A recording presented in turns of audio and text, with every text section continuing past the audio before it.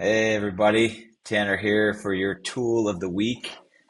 As I mentioned last week, I'm going to build on the personal development, R&D, not personal development, R&D um, that I mentioned and the categories. So I want to dive into morning routine. I know I've shared at least a few times over the past several years, those of you that have watched these videos. So I'll share my current morning routine.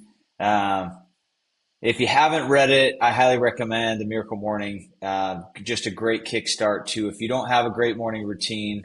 If you've got a great morning routine, keep it dialed, keep going. So The Miracle Morning references savers, silence, affirmations, visualizations, exercise, read, and scribing. Um, which I'll kind of dig into just a little bit more as I kind of share. This is as I was thinking about this early this morning. This is my exact morning routine. Admittedly, if I do it like super dialed, it takes me about 2 hours. So not everybody's got time for that, and I understand that. So I mean, literally, this is I wake up. I feel like people ask me sometimes. So I wear a Fitbit to bed. I I wouldn't say I'm like the super optimized sleep guy, although I may be making some changes to my sleep routine very soon. But uh, the minute I wake up, I brush my teeth. Um, I do a 5 minute lymphatic routine, which is like jumping and moving, and I do that right after I brush my teeth. I have a little trampoline, a rebounder, and I'll jump on that. So I've got if you just uh, even in YouTube or Instagram lymphatic routine, there's several, and I'm sorry if you search it because then it will just feed you up more and more. So then I read, and I would say a couple days a week I read for 60 minutes straight, but I read, and mostly it's in that, not mostly, it's only reading scriptures in that first 30-minute block, um, intermixed with prayer. So that's quiet time.